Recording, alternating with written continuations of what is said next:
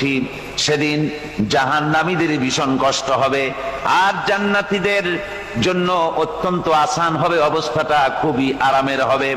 নবীজি বলেন, এক ফরজ নামাজ, এক ওয়াক্ত ফরজ নামাজ আদায় করতে যে সময়টুকুন লাগে, কিয়ামতের মাঠের এই সময়, এত বড় বিরাট লম্বা সময়, জান্নাতীদের জন্য এরকম হালকা হয়ে যাবে। সুবহানাল্লাহ।